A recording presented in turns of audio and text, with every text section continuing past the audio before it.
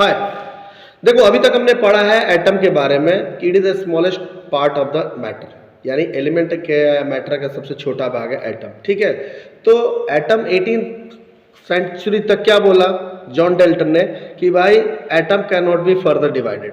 लेकिन उसके बाद 19th सेंचुरी में क्या हो जाएगा, एटम के 3 पार्ट हो गए, इलेक्ट्रॉन, प्रोटॉन और न्यूट्रॉन, अलग अलग चार्जेस है। तो ये हम पढ़ चुके हैं, यानी हमने इतना पढ़ा है कि भाई जो एटम के जो पार्ट होते हैं वो सब एटॉमिक पार्ट कहलाते हैं, इलेक्ट्रॉन, प्रोटॉन और न्यूट्रॉन, और इनको हम नहीं तोड़ सकते, यानी इनसे छोटे नहीं हो सकते। लेकिन ये जो मॉडर्न फिजिक्स है इसने इस स्टेटमेंट को इनकरेक्ट बता दिया। ठीक है, कि भाई इलेक्ट्रॉन छोटा है, इससे छोटा कुछ नहीं हो सकता, लेकिन जो प्रोटॉन और जो न्यूट्रॉन है ये अपने से भी छोटे पार्टिकल से बने होते हैं। ठीक है, जिसको हम लोग बोलते हैं क्वार्क।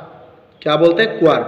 तो ये जो क्वार्क होते हैं ये 6 तरह के होते हैं, U, D, C, S, T, B। यानी U का मतलब है कि अप क्वार्क हो गया, D का मतलब डाउन क्वार्क हो गया, C का मतलब क्या हो जाएगा, ये चार्म, चमकने वाला, S का मतलब क्या हो जाएगा, स्ट्रैंड, और T का मतलब हो गया टॉप, और जो है B का मतलब है बॉटम, बॉटम क्वार्क। ठीक है, तो ये 6 तरह के जो आपका क्वार्क बताया मैंने। ठीक है, तो इसमें जो सबसे जो ऑर्डिनरी मैटर में जो पाया जाता है 2 तरह का क्वार्क पाया जाता है, जिसको U क्वार्क और D क्वार्क बोलते हैं। ठीक है, यानी जो प्रोटॉन है वो क्या है कि 2 U क्वार्क से बना हुआ है और एक D क्वार्क से बना हुआ है, और जो न्यूट्रॉन है वो एक U क्वार्क से बना हुआ है और 2 D क्वार्क से बना हुआ है। ठीक है, तो ये जो क्वार्क की जो वैल्यू होगी, जो अप एंड डाउन जो क्वार्क है, तो इनका जो वैल्यू होता है ये फ्रैक्शनल चार्ज होते हैं, यानी इनके पास फ्रैक्शनल चार्ज होते हैं। तो फ्रैक्शनल चार्ज का मतलब तो U का जो फ्रैक्शनल चार्ज होगा वो 2/3 यानी कि +2/3 इलेक्ट्रॉन होगा। जो D का जो हो जाएगा वो हो जाएगा -1/3 इलेक्ट्रॉन। ठीक है, तो अगर प्रोटॉन के जो है क्वार्क के हम टोटल क्वार्क काउंट करते हैं, तो यहाँ पे मैंने क्या बोला था कि प्रोटॉन 2 U से बना हुआ है और एक D से बना हुआ है। तो U का वैल्यू अगर पुटअप कीजिएगा तो कितना होता है, -2/3 अब +-2 1/3। ठीक है, तो ये जोड़ के मेरा क्या होता है, अगर 2 Q को जोड़ दिया तो उसका वैल्यू आ गया 4/3।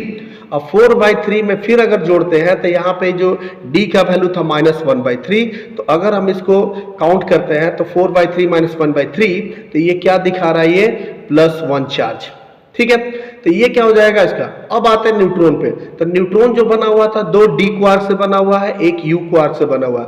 तो 2 D का जो वैल्यू लिखेंगे हम क्या है, 1/3 प्लस क्या, -1/3 प्लस -1/3। तो ये अगर काउंट करते हैं तो टोटल मेरा आ जाता है -2/3। ठीक है, अब उसके बाद क्या हो जाएगा कि अगर इनके दोनों को जोड़ देते हैं तो जोड़ने पे क्या आता है कि आपका अप क्वार्क क्या है 1, और उसका वैल्यू क्या था +2/3, यानी अब ये +2/3, यानी दोनों जोड़ देंगे, यानी कि जो D का वैल्यू था -2/3 और जो है U का वैल्यू था 2/3, अगर जोड़ते हैं तो ये क्या होता है, हमारा जो वैल्यू आता है 0। इट मीन्स कि टोटल चार्ज ऑन न्यूट्रॉन क्या होता है, 0 होता है। सो मिलते हैं इसी तरह इंटरेस्टिंग वीडियो के साथ नेक्स्ट, तब तक स्टे ट्यून्ड, थैंक यू।